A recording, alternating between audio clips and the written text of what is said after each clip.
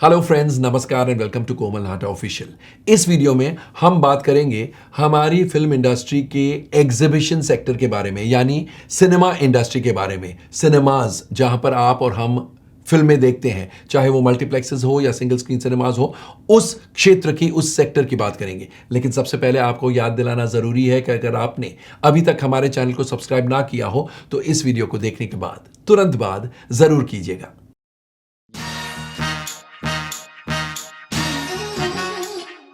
दोस्तों, आप तो जानते ही हैं, इन दिनों किसी फिल्म का बॉक्स ऑफिस पर टिकना यूं मानो दुश्वार हो गया है। कोई फिल्म बॉक्स ऑफिस पर टिक ही नहीं रही है, एक हफ्ते 2 हफ्ते चल के उतर जाती है। एंड किसी भी फिल्म ने इन रीसेंट टाइम्स, जिसे हम कहते हैं धुआंधार ओपनिंग, उस प्रकार की ओपनिंग नहीं ली है, चाहे वो सत्यप्रेम की कथा हो या कोई और फिल्म हो। एंड इस साल बड़े सक्सेसेस में 2 ही फिल्में हैं, एक तो पठान और दूसरी the Kerala story. The Kerala story छोटी फिल्म थी जो बॉक्स ऑफिस पर बहुत बड़ी साबित हुई, एंड पठान तो ऑफ कोर्स बड़ी फिल्म थी जो बॉक्स ऑफिस पर और भी बड़ी बन गई। लेकिन इन 2 ब्लॉकबस्टर्स के अलावा इस साल के पहले 7 महीनों में, 7 months are almost over of course, पहले 7 महीनों में और किसी फिल्म ने ब्लॉकबस्टर बिजनेस नहीं किया, और इसलिए सिनेमा इंडस्ट्री यूं मानो खतरे में है। ऑफ कोर्स हॉलीवुड की फिल्में mission impossible dead reckoning part 1 और उसके बाद ओपेनहाइमर और बाबी, ये अच्छा बिजनेस कर रही है।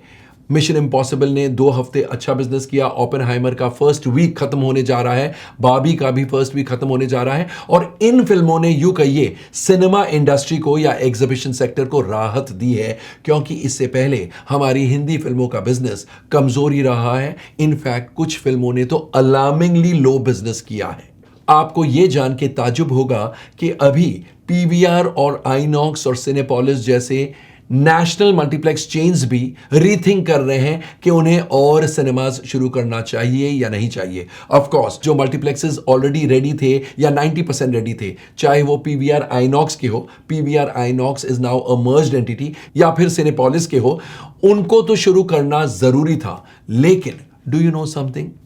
जो नए मॉल्स खुले हैं अलग अलग शहरों में, उनमें जो सिनेमास थे, चाहे वो पीवीआर आइनॉक्स के हो या सिनेपोलिस के हो, ये ग्रुप्स ने उनको शुरू करने से काम रोक दिया है, बिकॉज फुटफॉल्स नजर ही नहीं आ रहे हैं। They are renegotiating terms with the mall builders, यानी जो बिल्डर्स कंस्ट्रक्टर्स हैं जिन्होंने मॉल बनाए हैं, जहां रिटेल आउटलेट्स है वो तो शुरू हो गए हैं, लेकिन जो 2nd फ्लोर या 3rd फ्लोर या 4th फ्लोर पर मल्टीप्लेक्सेस होते हैं, ऐसे नए मॉल्स में उन मल्टीप्लेक्सेस को शुरू करना पीवीआर आइनॉक्स और सिनेपोलिस खतरे से खाली नहीं समझते, और इसलिए वो बिल्डर्स से पोजेशन लेकर सिनेमा फिटिंग्स नहीं कर रहे हैं। कहने का मतलब है those spaces are lying vacant, और ऐसे 1 या 2 एग्जांपल्स नहीं है, अनगिनत एग्जांपल्स है पूरे इंडिया में। That is the state of the cinema industry, क्योंकि एग्जीबिशन इतना कमजोर पड़ गया है, क्योंकि फुटफॉल्स, चाहे वो सिंगल स्क्रीन सिनेमाज हो या मल्टीप्लेक्सेस हो, फुटफॉल्स इन सिनेमाज इतने कम हो गए हैं कि बड़े बड़े मल्टीप्लेक्स चेन्स, जो नेशनल मल्टीप्लेक्स चेन्स हैं, उन्हें डर है कि अगर हम और भी पैसा इन्वेस्ट करके नए सिनेमाज खड़े करते हैं, शायद footfalls will not justify our expenditure, और इसलिए लॉसेस को कम करने के वास्ते उन्होंने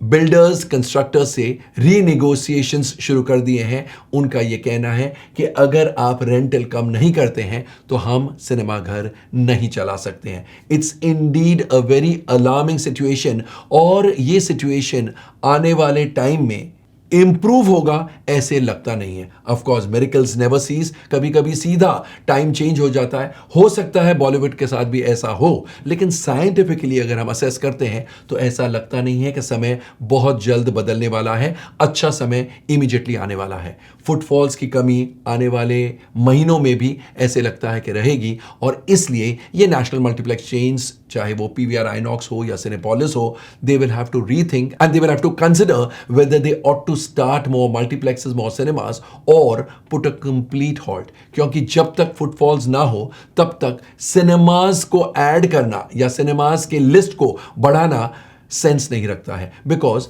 एक बार सिनेमा शुरू हो जाता है, फिक्स कॉस्ट इतने ज्यादा हो जाते हैं एंड फुटफॉल्स की इतनी कमी है कि शायद वो फिक्स कॉस्ट भी नहीं निकल पाए, रिकरिंग कॉस्ट की तो बाद में हम बात करेंगे। So that is the situation in which Bollywood exhibitors find themselves. इसका अंत क्या होगा किसी को नहीं पता, लेकिन मैं इतना कह सकता हूं कि पिछले 30-35 सालों में मैंने सिनेमा एग्जीबिशन सेक्टर का इस प्रकार का बुरा टाइम इससे पहले कभी नहीं देखा है। Let's just hope that these bad times become a thing of the past very soon and अच्छा समय वापस लौट आए, लेकिन उसके लिए आपको, हमें सबको सिनेमा घर में लौट आना पड़ेगा। तो दोस्तों, कैसा लगा हमारा video on the state of the exhibition sector in Bollywood, in the Indian film industry? Comment section में जाइए और अपने कमेंट जरूर पोस्ट कीजिएगा और हमें यह भी बताइएगा कि इस प्रकार की ट्रेड स्टोरीज आपको कितनी पसंद आती है या बिल्कुल पसंद नहीं आती है। थैंक यू, शुक्रिया, see you soon, take very good care of yourselves.